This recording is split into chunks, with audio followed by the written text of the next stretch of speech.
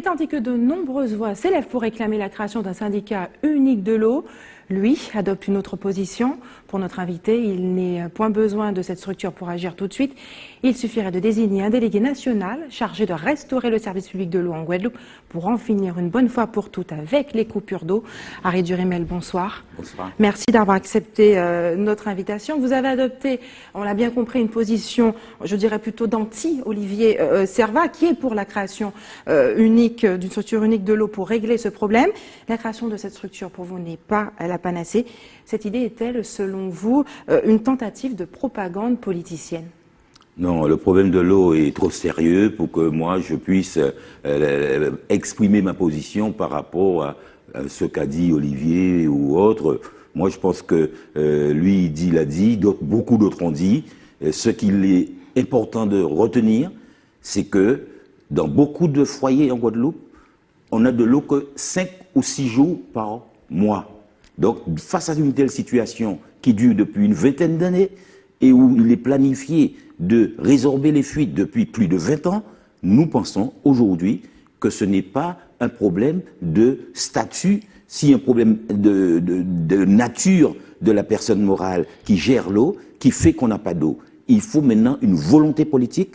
Elle a du mal à s'exprimer de façon harmonieuse puisque chacun a ses préoccupations, a ses visées, a ses plans électoraux.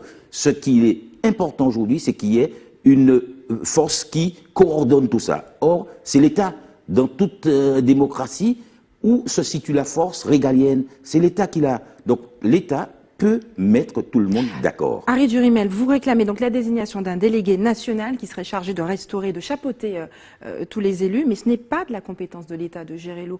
Comment une telle requête peut-elle être entendue au niveau du gouvernement et appliquée?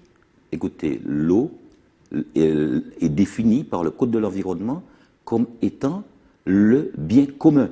L'eau, et parce que c'est le bien commun et que ça répond à l'intérêt général, l'eau relève aussi de la compétence de l'État. Les communes, les régions et autres ne sont que des démembrements de l'État. Donc l'État, lorsqu'il y a des carences au niveau communal, la loi prévoit que le préfet peut se substituer au maire lorsque le maire ne prend pas les décisions qui s'imposent dans des domaines de la gestion communale. Donc l'État a déjà eu l'occasion de renvoyer dans les choux les élus locaux. On leur disait, écoutez, c'est à vous de le régler. Mais nous disons que comme ils ne le règlent pas, si c'était en Île-de-France ou en Bretagne qu'on restait 20 jours, 30 jours sans eau, nul doute que l'État aurait déjà joué son rôle d'autorité primaire, d'autorité principale, et imposerait aux élus de mettre sur la table les financements dont chacun dit qu'il veut mettre au pot sa part.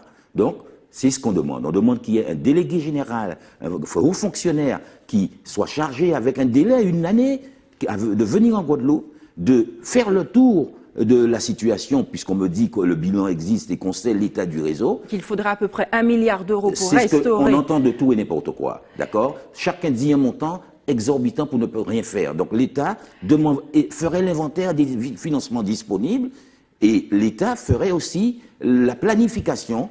Et s'il faut créer, pour les besoins des travaux, une instance qui serait propriétaire des réseaux, ça n'empêche que les établissements publics de coopération intercommunale, les fameuses EPCI, peuvent continuer à exister. Moi, je ne veux pas, à l'heure où on n'a pas d'eau, aller tenter de soulever un lièvre, soulever un problème qui est énorme, parce que faire fusionner, la fusion-absorption qu'on nous suggère en 2 phrases, qui consiste à faire disparaître des établissements publics de coopération intercommunale et de les faire devenir un, ça va nous prendre beaucoup de temps, parce que si vous lisez dans le Code général des collectivités locales la procédure qu'il faut mettre en branle pour que des EPCI disparaissent pour redevenir autre chose, eh bien, on y sera encore en 2019 ou en 2020, avant de commencer les travaux. Nous disons qu'aujourd'hui, nous voulons de l'eau, nous usagers, parce que moi, personnellement, dans ce dossier, j'interviens surtout en tant qu'usager, parce que je suis un élu isolé qui n'a pas de majorité,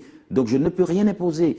Par contre, en tant que citoyen qui subit, puisque j'ai pas eu d'eau à Noël, un jour de l'an, et j'en ai pas en ce moment, vous voyez, il m'arrive de rester 1 mois sans eau. Donc, je considère qu'on a un tel état d'urgence que parler de syndicat unique à tue-tête depuis que quelques jours. C'est du verbiage? Pour moi, c'est un raccourci, pour ne rien dire, c'est du verbiage. Puisque ça transparaît, puisque quand on essaie de faire croire aux Guadeloupéens qui n'ont pas d'eau, parce que les présidents sont méchants et qu'il y en a un particulièrement qui est méchant, on voit tout de suite transparaître les élections municipales de 2021. Il y en a marre que ce problème-là soit parasité par les perspectives politiques des abîmes et l'ambition démesurée des uns et des autres. Donc nous disons, arrêtez de se moquer de nous, parce que le problème est grave. C'est pour ça que nous disons, le seul organe qui soit au-dessus des contingences électoralistes, c'est l'État. L'État n'est pas en campagne. On le comprend, il faut agir vite, la population guadeloupéenne est en souffrance un petit peu partout. Où en est votre action?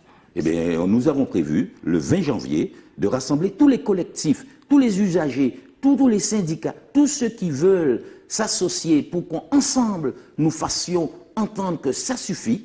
Le 20 janvier, au gymnase de Goyave, nous appelons tous les Guadeloupéens qui veulent de l'eau à venir à 4 heures, samedi après-midi, 20 janvier, et à partir du 20 janvier, je vous promets qu'on aura de l'eau. Je vous promets qu'on aura de l'eau.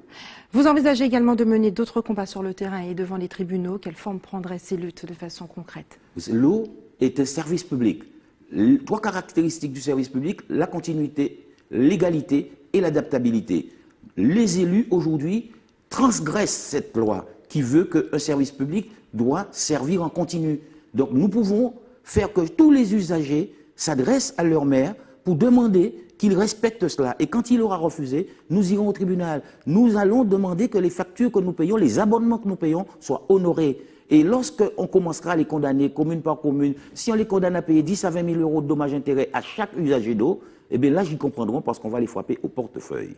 Harry Durimel, merci d'avoir accepté de répondre à nos questions ce soir. L'appel a été lancé pour le 20 janvier.